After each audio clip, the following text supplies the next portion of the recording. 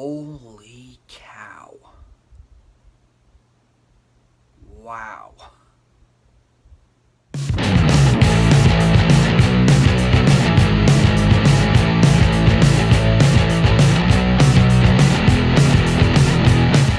Hey guys, I'm Joe, and I'm here today to talk about Christopher Nolan's latest film, Dunkirk. Dunkirk is a war film set in 1940 during the early years of World War II. About 400,000 British and French soldiers trapped on the French coastline of the English Channel, waiting for help to arrive from the British Isles to take them back home to save them, while the Germans are right on their heels, both on land and in the air. And you got a various list of people in here, like Kenneth Branagh, Mark Rylance, Tom Hardy, Cillian Murphy's in here, and Harry Styles from One Direction. No disrespect to that guy. But there's also mostly unknowns in this one, particularly the main character that is given a pretty good amount of focus. His name escapes me at the moment, but this whole film is not so much focused on one central character or a set of characters like, say, Saving Private Ryan or even Lone Survivor when you talk about other war films. This is meant to be an experience, throwing you right into the middle of this battle, and the tension just builds and builds and builds up, and it just sucks you right in and doesn't let go until the final act. Now, some of you guys may know this, but in case you don't, I'm a big fan of Christopher Nolan. He's one of my all-time favorite film directors on the scene right now. I love the Dark Knight Trilogy. They rank up with some of my favorite superhero flicks of all time. Inception I haven't seen in quite some time, but I do remember really digging it. And I actually really liked Interstellar, even though I had one or two problems with the ending, but I might do that at some point later on, going more in depth. And other films like The Prestige, which the way it ends, not to be spoilerific, but it just blows your mind. So anything that this guy does, I obviously have to check it out. And when I found out that it was going to be a war film set in World War II about the Dunkirk situation, I thought, ooh,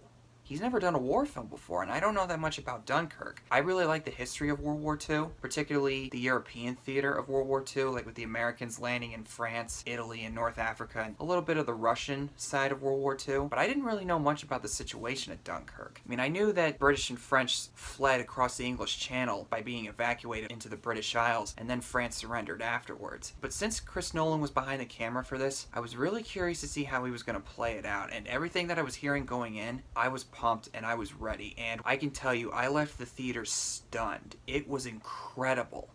This is an experience that I don't think I'm going to forget for quite some time.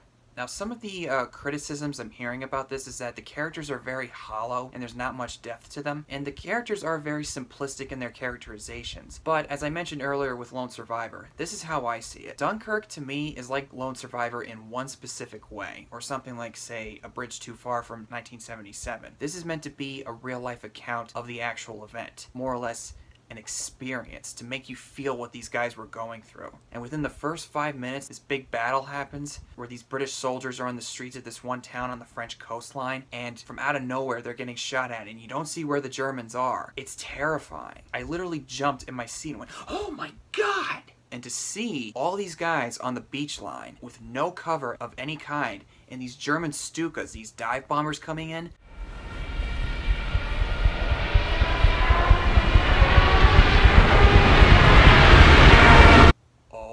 my god, it is frighteningly realistic, and not in the blood and guts kind of way that you see in a movie like Saving Private Ryan or even last year's Hacksaw Ridge. Not that it doesn't work in those films' favors, but this is not your typical war film where it's a blood and guts fest. There's only one scene in the third act of this film where it kind of pushes its limits as far as brutality is concerned, but the explosions aren't big and flashy, and the bullet fire from the dogfighting sequences don't look like your typical bullets coming out of a plane. And a lot of that has to do with the PG-13 rating, which admittedly made me a little concerned going in, but I don't think there's any other way they could have done this. And Nolan, I think, made a really smart move in not going the typical R rating route, because a lot of war films do that these days, where they do the R rating and they show a lot of violent parts. Not this one. And another thing that makes it very different is the storytelling. It jumps a lot in back and forth from daytime to nighttime to a couple hours earlier to a few hours later. Not to be too specific, but at first I thought that was a little jarring and made me go,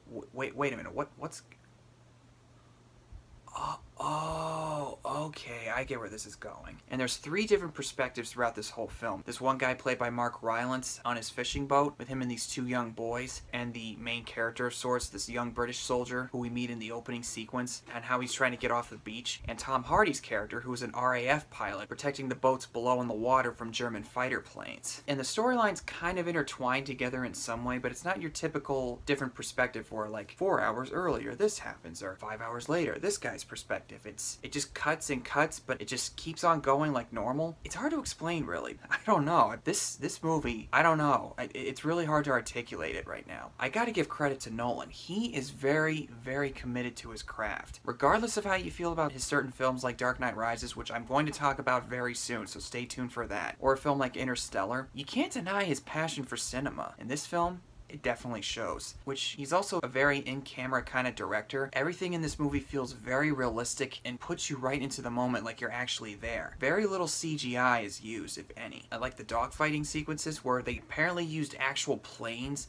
to do all these maneuvers. There's these POV shots, like you're seeing something from the cockpit that Tom Hardy's sitting in. I literally felt like I was in that plane, flying it, trying to get a shot at this German fighter plane. And not to mention the sound design and musical score by Hans Zimmer. They're basically kind of like 2 sides of the same coin, and the sounds are still playing in my head like a couple hours later, and for a good half hour or 45 minutes, my head was throbbing from the vibrations in the IMAX theater that I saw this in, which I strongly recommend that you check this out in IMAX. And as other people have pointed out, they don't have a lot of the tropes that you usually see in a war film. There's no moments where soldiers sit around a campfire talking about their families or back home, what they're gonna do when they get back and stuff like that. You're experiencing this situation where nobody has any time to sit down and relax, and if there is any, it gets interrupted not even 5 minutes after they start talking. Like, I've never seen combat, I don't know what it's like, but I know that war is a terrible thing and it should never happen, even though it does happen. And you're not always gonna have the time to sit down and relax for a minute. Innocent people get hurt, and soldiers will die in some ways that won't make any sense to anybody. And Nolan does an incredible job of showing that in this one. I don't really know what else to say about Dunkirk other than Nolan has done it again, and I absolutely cannot wait to see what this guy has to offer. Mr. Nolan, well done. So what are you guys' thoughts on Dunkirk? Comment below and tell me what you thought of it. Stay tuned for my review / defense of The Dark Knight Rises, and I will see you guys next time.